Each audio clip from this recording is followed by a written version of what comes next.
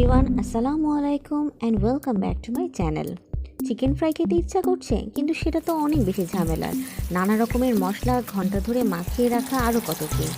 এখন আর এত ঝামেলা করতে হবে না। চলে আসলাম কুইক অ্যান্ড ইজি চিকেন ফ্রাইয়ের রেসিপি নিয়ে, তাও মাত্র 15 মিনিটে। রেসিপিটা ভালো লাগলে অবশ্যই আমার চ্যানেলটা সাবস্ক্রাইব করে পাশের বেল বাটনটা ক্লিক করে দিন। চিকেন ফ্রাই করার জন্য প্রথমে আমি ব্রয়লার মুরগি 10 পিস নিয়ে নিচ্ছি রেগুলার কাট করে, এবং যে পিসগুলো একটু মোটা মাংসরও সেগুলো আমি মাঝখান দিয়ে কেটে নিয়েছি যেন মশলা ভালো মতো ভেতরে ঢোকে। এবার আমি মুরগির মধ্যে একে একে মশলা দিয়ে দিব। প্রথমে দিয়ে দিচ্ছি আদা রসুন বাটা, এরপরে দিয়ে দিচ্ছি হলুদের গুঁড়া, দিয়ে দিচ্ছি মরিচের গুঁড়া, জিরার গুঁড়া এবং গরম মশলা গুঁড়া। এরপরে দিয়ে দিচ্ছি সয়া সস এবং ভালো করে মেখে নিচ্ছি। দিয়ে দিচ্ছি লবণ স্বাদ মতো। সয়া সসে কিন্তু লবণ থাকে, তাই লবণটা বুঝে শুনে দিতে হবে। আমার কাছে মনে হলো মরিচের পরিমাণ একটু কম হয়েছে, তাই আমি আরও একটু মরিচ দিয়ে দিচ্ছি এবং সাথে গোলমরিচের গুঁড়াও দিয়ে দিচ্ছি। এবার মুরগিগুলোকে মশলার সাথে ভালোভাবে মেখে নিতে হবে আঙ্গুল দিয়ে ঘষে ঘষে। মেখে নেওয়া হয়ে গেলে ঢাকনা দিয়ে ঢেকে অপেক্ষা করব 10 মিনিট। 10 মিনিট পরে আমি সবগুলো মুরগির চিকেন ফ্রাই করব না, তাই কিছুটা ফ্রোজেন করে রাখার জন্য একটা পলির মধ্যে ঢুকিয়ে নিচ্ছি। এবার এগুলোকে ডিপ ফ্রিজে স্টোর করে রাখবো পরে যে কোনো সময় খাওয়ার জন্য।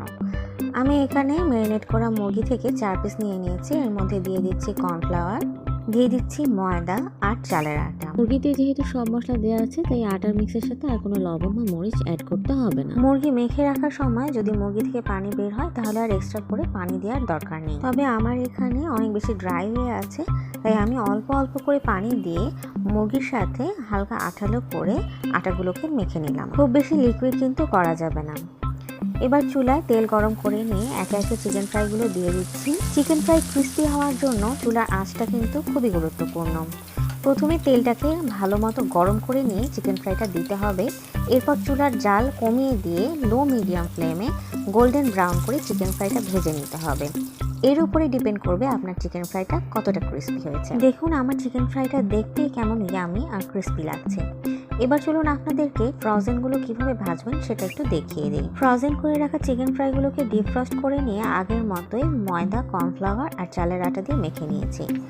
এরপর আগের মতোই টিপস ফলো করে গরম তেলে চিকেন ফ্রাইগুলো দিয়ে দিলাম। চুলার ফ্লেমটাকে এবার কমিয়ে দিয়ে লো মিডিয়াম হিটে চিকেনগুলোকে সময় নিয়ে ভেজে নেব। বেশি হিট দিয়ে চিকেন ফ্রাইগুলো ভাজতে গেলে উপরে দিয়ে কালার চলে আসবে ঠিকই, কিন্তু ভেতরে কিন্তু কুক হবে না ভালো মতো। আবার চিকেনগুলো অনেক বেশি ড্রাই হয়ে যাবে। লো মিডিয়াম ফ্লেমে সময় নিয়ে চিকেনটা ভাজলে চিকেনটা বাইরে দিয়ে যেমন ক্রিস্পি হবে, ভেতর দিয়ে হবে সেই রকমই জুসি। দেখুন আমার চিকেনটা দেখে কেমন ক্রিস্পি আর স্পাইসি মনে হচ্ছে। ভিডিওটা কেমন লাগলো অবশ্যই কমেন্ট করে জানাবেন। আর হ্যাঁ, সাবস্ক্রাইব করতে কিন্তু ভুলে যাবেন না। আবার ফিরে আসবো নতুন কোনো রেসিপি নিয়ে। Thank you so much for watching.